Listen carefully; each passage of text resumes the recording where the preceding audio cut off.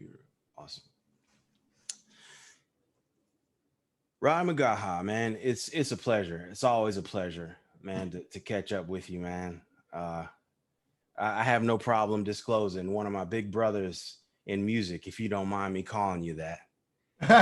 Oh man, I'll be honored. I got to call you my big brother. No, it doesn't go that way. I know better. I know better. I know better. But man, it's cool to get to catch up like this, man. Yeah. As I know you personally, man, to be a cat who is just mad gifted, mad talented, reserved, but who doesn't mind speaking a good word and getting art to as many people as possible. And it's just a real pleasure to get to sit down with you today, man. It's crazy. A lot of people don't know, I did spend some time in Chicago. I lived there in the early 2000s, and I know that's originally where you from. We talk about that a little bit sometimes. Yeah. But I want the people to kind of know a little bit about your background, how you basically came into music. You know, what was your household like? You know, what got you thinking about art and creativity as a practitioner? Yeah, well, you know, when I grew up, I was born and raised in Chicago. As younger, when I started in school, we moved out, you know, to Markham. I don't know if you're familiar with the suburbs and things like that of Harvey and things like that. But in our home was always jazz music. Growing up, my father was a big jazz head, you know. So he had a collection, and he actually played tenor saxophone cool. in his younger days, you know.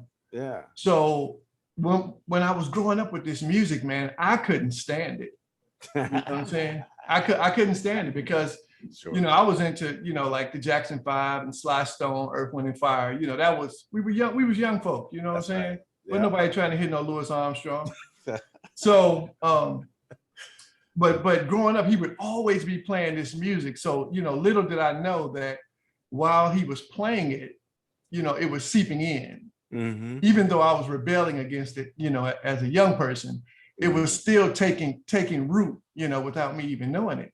Yeah. So it was probably about, I started playing trumpet in 4th grade in the band. Okay. And I started playing it because it was the last instrument they had left. They had a cornet. I wanted to play saxophone. But all they had left was a cornet, so I got that. And I hated playing cornet. I didn't start to really like it until a junior in high school when I started to study privately. Okay. I had never studied privately before then. Okay. And it was my first teacher, Byron Baxter, who taught me the love of practice. Okay. You know, and he was the trumpet player on, I don't know if you remember, we used to have a show growing up called Bozo Circus. Mm-hmm. And my trumpet teacher was the trumpet player for Bozo Circus, you know. Big. Okay. And he was just a you know, phenomenal trumpet player, and he really loved to teach. And that's what really got me, you know. And I was blessed enough to where both of my parents, I mean, we were a middle-class family. Both of my parents were working, so I could afford the $5 a week to take the lesson. You know what I'm saying? So that was a blessing. And I was in band. And I tell you, man, tell you what the love of practicing will do. When I got into high school, I was terrible as a trumpet player, right? So I'm just always last chair, always last chair. It's like 14 trumpets. And yours truly was number 14. And it's like every time I would try to play the scales to practice to move up a chair to bump somebody off, I would just mess up. You know, I couldn't get it. But in my junior year, I started to take lessons with Byron Baxter. And I started to find the proper way to practice and how to approach things. And once I started to do that, I went from 14th chair to 1st chair. Wow. You know what I'm saying? So that's many times it's just knowing the process.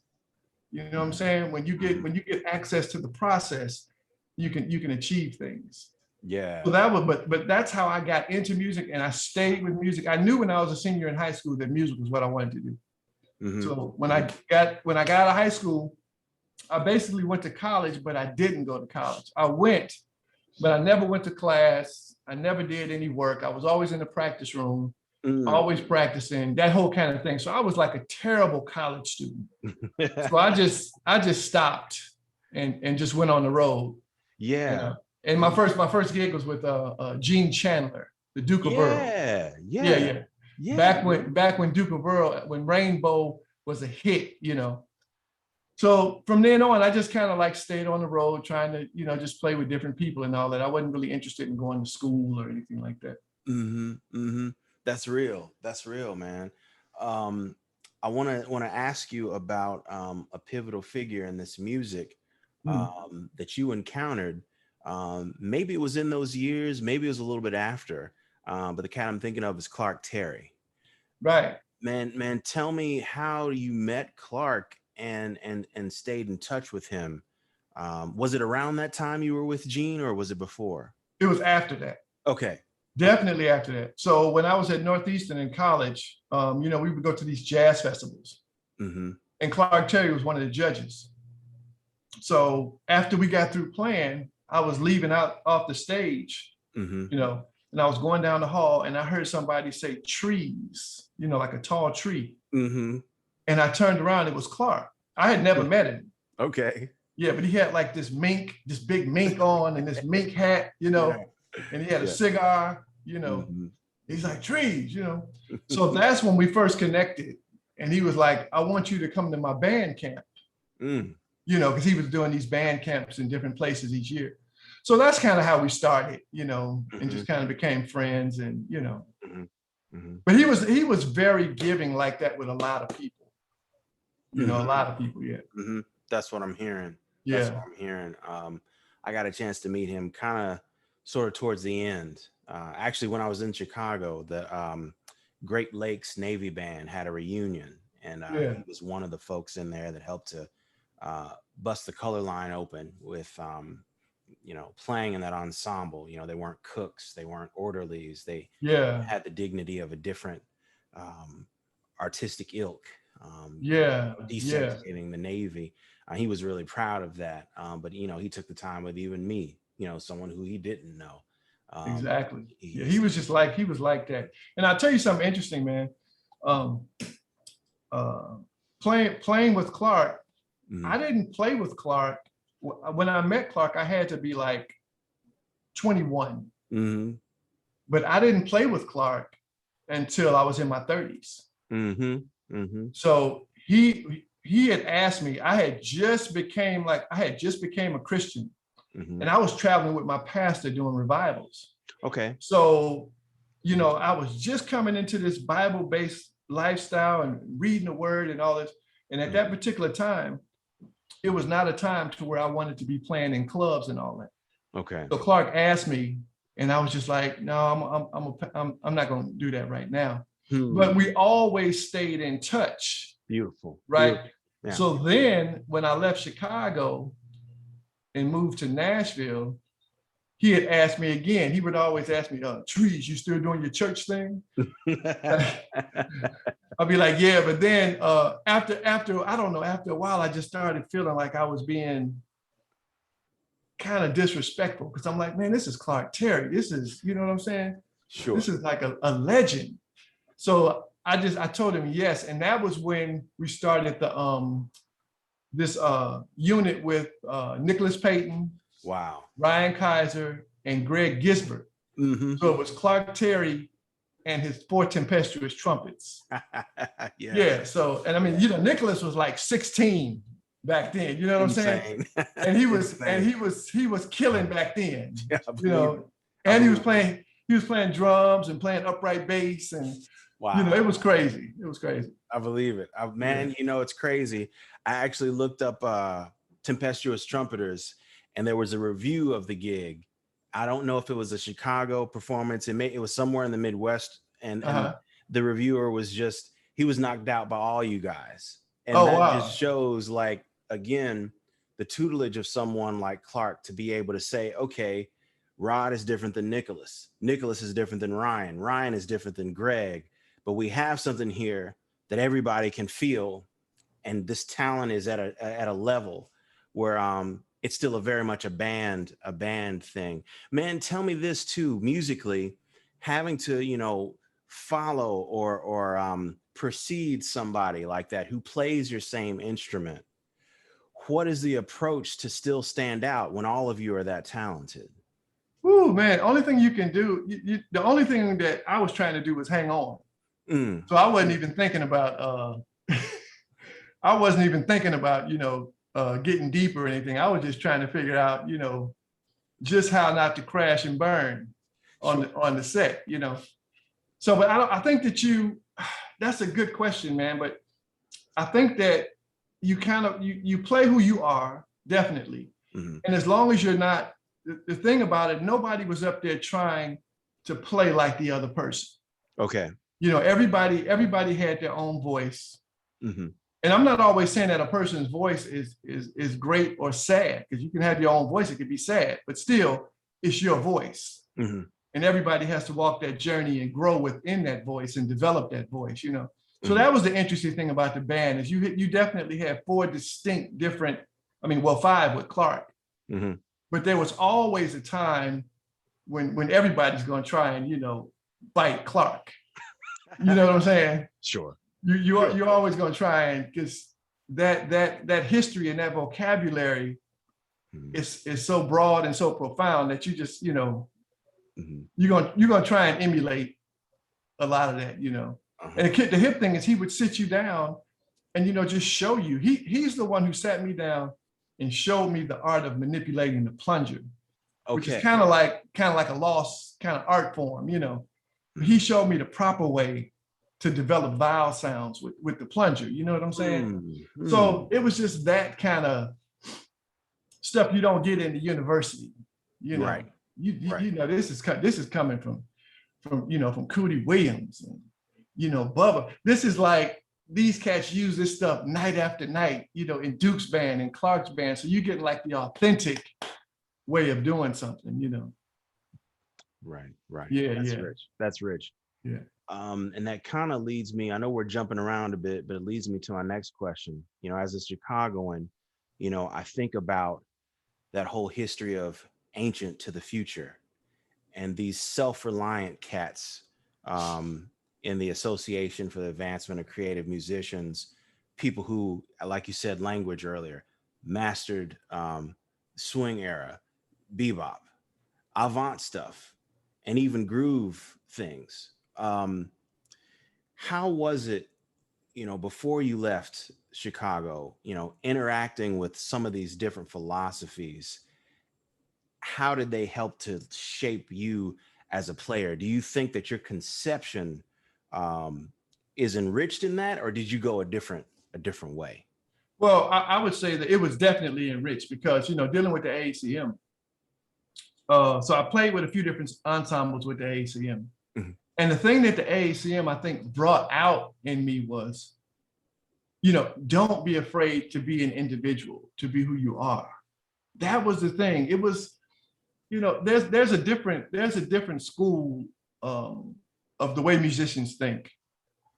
And I'm not saying that either is, you know, good or bad, but they're just different things. Like there's certain factions, if I can say, that deal with pen and paper, chord progressions. I mean, this is what they're thinking about when they're playing, you know.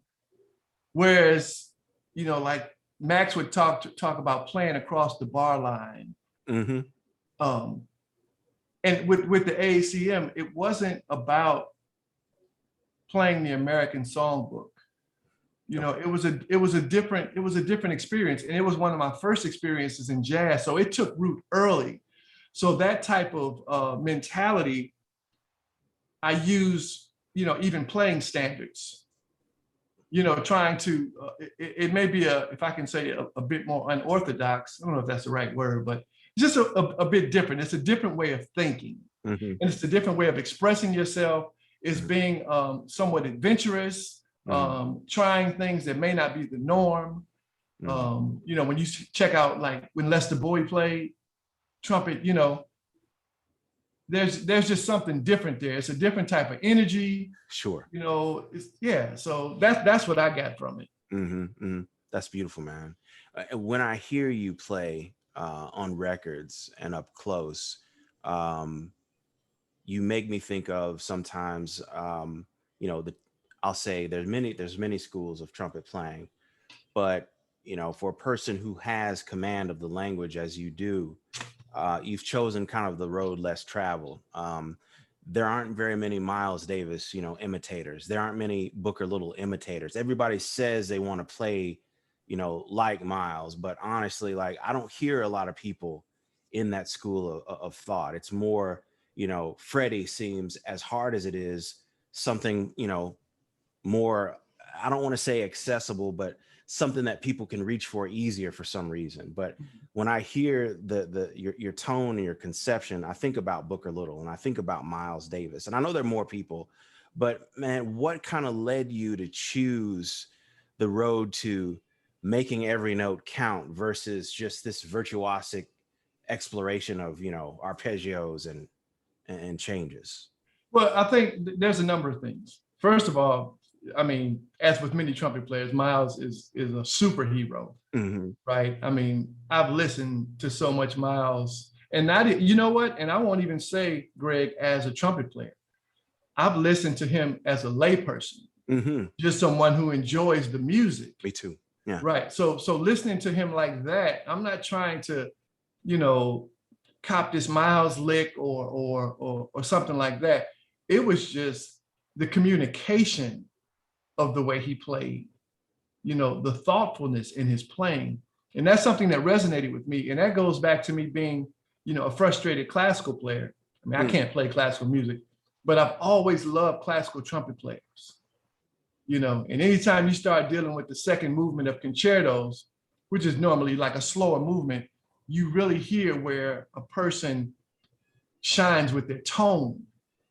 And that's always, you know, like when I would listen to something, I would always go to the second movement.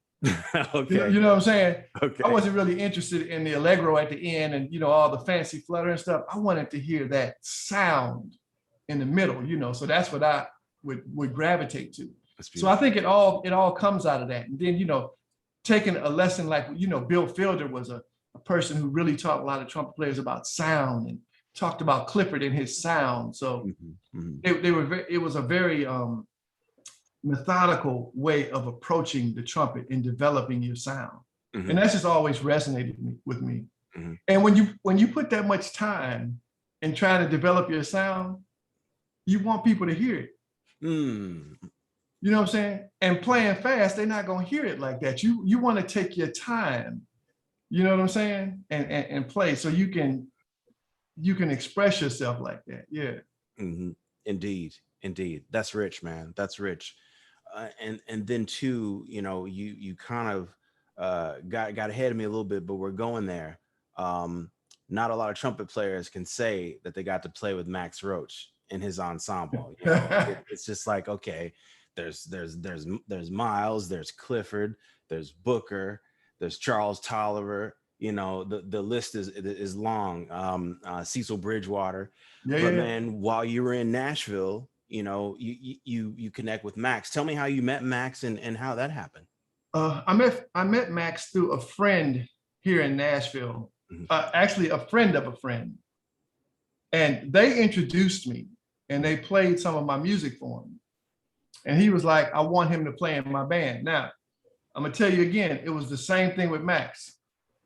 I didn't play with Max probably for 2 or 3 years after he asked me.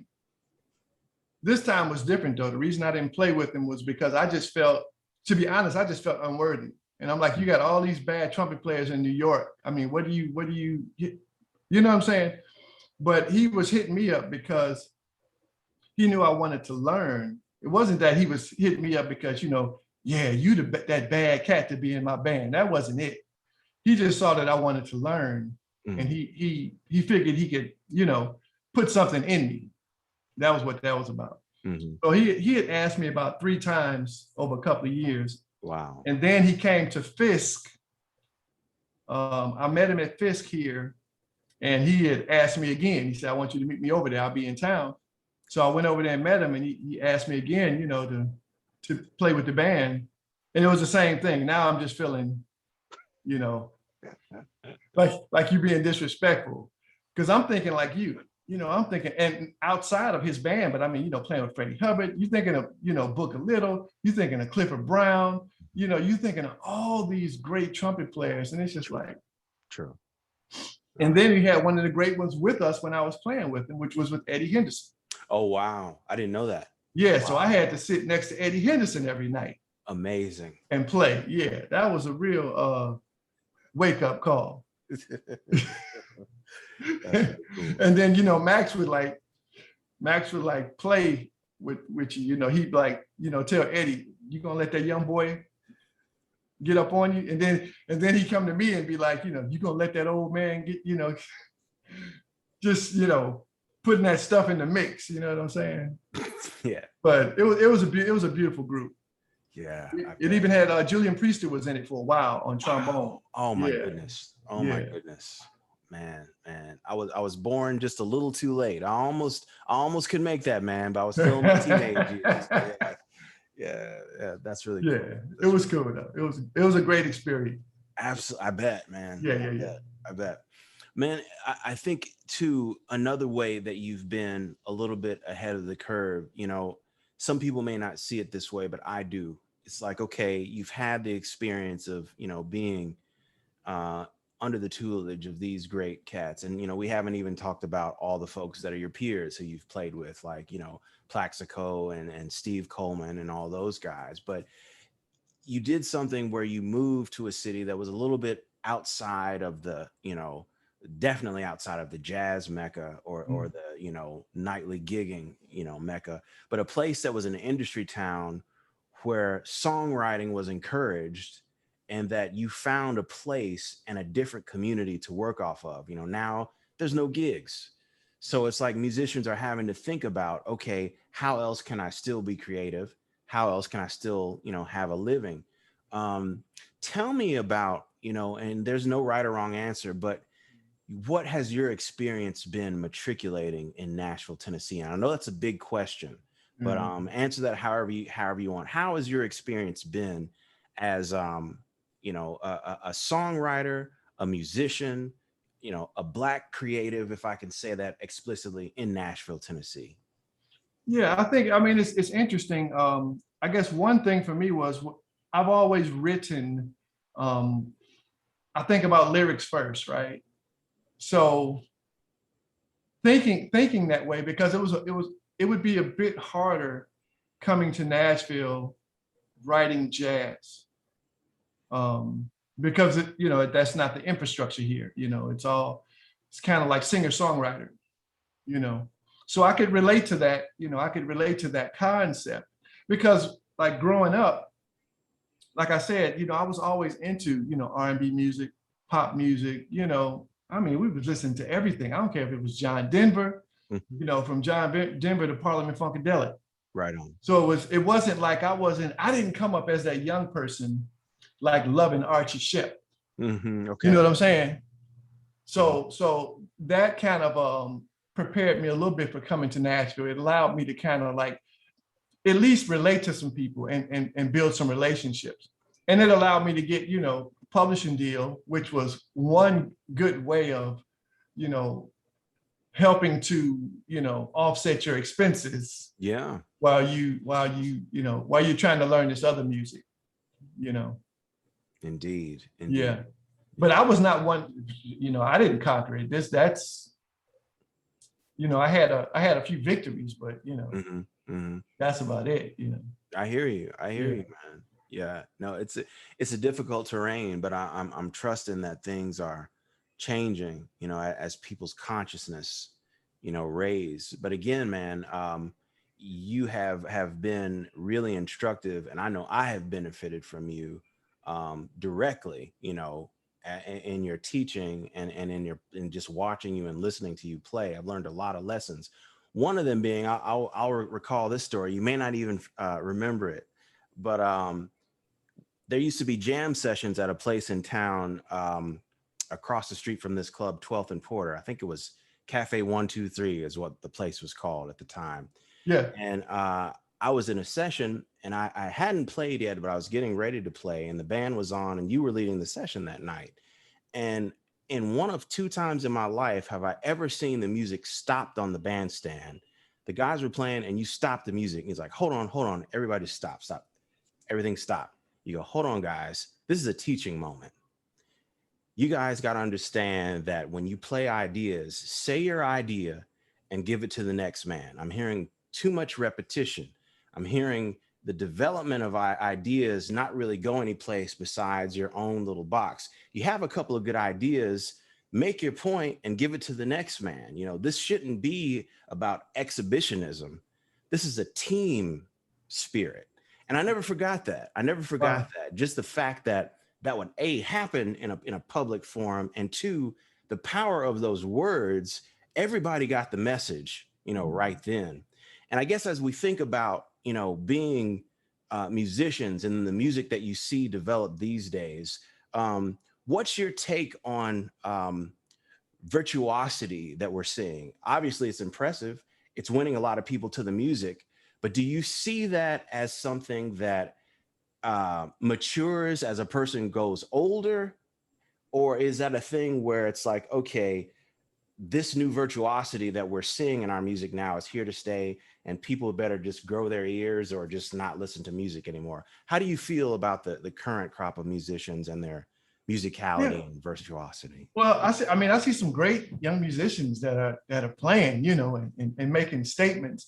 And I think that one of the issues is we have to look at the music as being about communication, right? So practice is one thing at home, and then when you come out to say what you have to say, that's an entirely different ball game.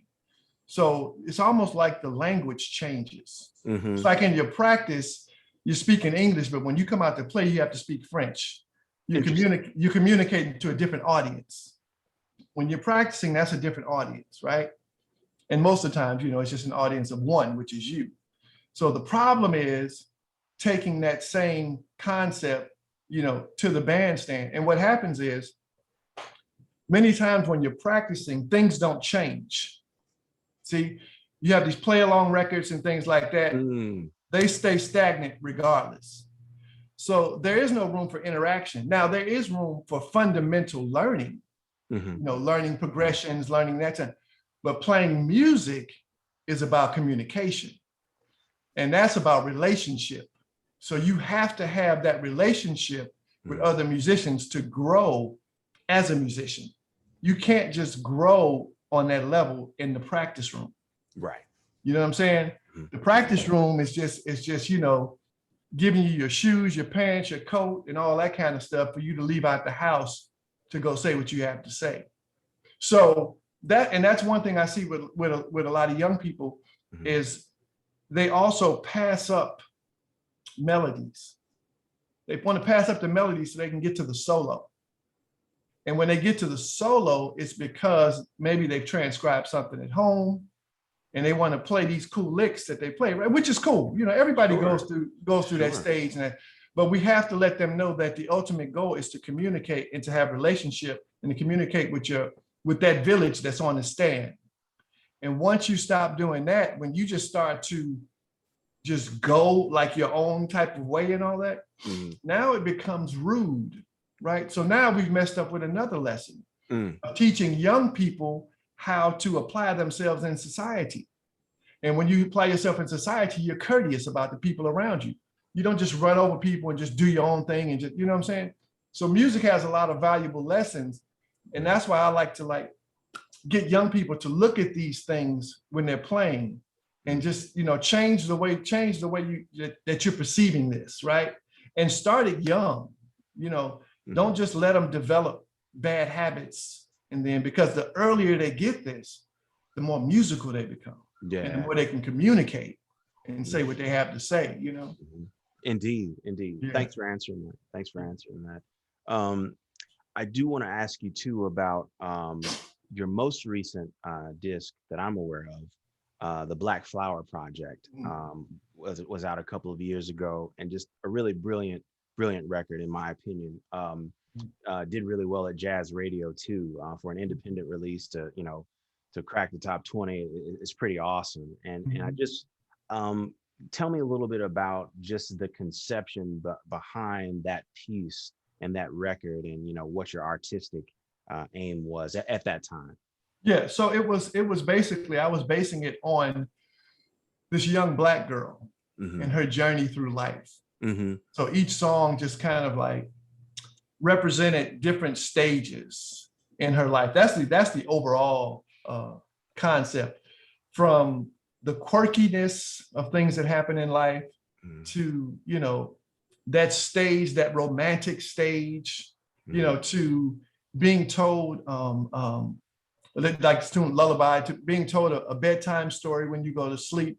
So it just represented, it was just this kind of, it wasn't even like all this deep thought. It was just like, I had this concept. I want to represent this girl. And I just want to represent her in some various stages. Yeah. So one called The Challenge, which represents the challenges that we face in life. And so that's basically what the concept of it was. I like that. Yeah. Like that. Indeed. And then to what we're dealing with today in society, as we grasp for, true civility, and as we try to root out, bigotry, in all its forms. How has what you've seen on the news, in your community, nationally, impacted your music, and now your multidisciplinary art as a visual artist? What are you thinking about? How are you responding to what we're seeing?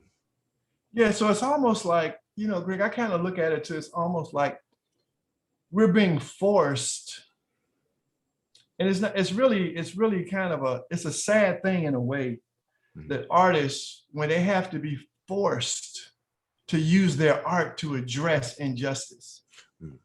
It's not like, people just want to sit around creating art about injustice. I want to sit around and write songs about this negativity, that the way you treat people and all that. It's almost like you'd much rather be writing something uplifting or something. Why do we even have to address this? We shouldn't even have to address this. So it's almost like it takes you, it kind of forces you. And it always has. I mean, even when I was growing up, music was always addressing the ills of society. And I just kind of feel like, I mean, I'm not one to say that a person, when they get a platform, they have to be a role model. I can only speak for myself. But other people do, that's their business, But I do kind of feel that I have a responsibility to, speak on certain things as much as I can, and whether that be visually or orally or whatever, I just have that. It's almost like I just have to do that. I'm not comfortable if I don't address certain things. And I'm not saying that all musicians have to be that way. That's, like I said, that's just me. Right. And I still say it's just a sad thing that we even have to be, faced with that decision. You would think, I mean, we're faced with the same decisions that they were faced with back in the 40s, in the 50s, in the 60s. You know what I'm saying? It's like this thing is just rolled over again. And now we have to, like now we're gonna have another Renaissance. You know what I'm saying? Yes. This is the level that this is where we are. That in order for us to achieve and to, just to move forward, it's just certain things like that have to happen. Yeah. So it's strange. It's ugly. It's distasteful, but we still have to deal with it. Yeah. Truth. And I guess in moving forward, as we, struggle with trying to get back to work after, this pandemic is over, whenever that is. Tell me, what you're looking forward to. Again, I'm seeing a bunch of beautiful pieces on your wall. Kind of tell me what you're working on, and how you're planning to present your concept to audiences, during this time and going forward as we return to, being in person again? Yeah. So I'm glad you asked that, because this is something that I've been working on for, the past decade. I mean, I came off the road. Like I told you, I was a terrible student, So I came off the road to go back to school. So I went back to school and finished my music degree, right? And I was like, I don't know, 55 or something, right? So then after that, I started trying. I said, well, I need to really start learning about these visuals, and learn some history, just get opened up to some stuff. Not that I want to actually get a degree and teach or anything like that, but this is for my own benefit. So I can get this knowledge to know what I'm talking about and know what I'm trying to say, to get clarity, right? Beautiful. So that's where I am right now, is, finishing up my MFA, just trying to get this understanding. And my goal is to merge the music and the visuals together, along with performance art, videos, spoken word, just the whole gamut. And I would rather personally do that, like present at galleries and different spaces, that type of thing, than just maybe per se just gigging. Sure. You know what I'm saying? Sure. Because I'm real focused on that right now, So that's where I see myself after all this opens back up. Yeah, is the opportunity to blend these things that I've been working on together. Indeed. Yeah. Absolutely, man. I'm gonna get you to hang on the line for a second, man. But Rod, it's been a pleasure talking to you, man. Thanks. Oh man, my pleasure. Time, man. Indeed.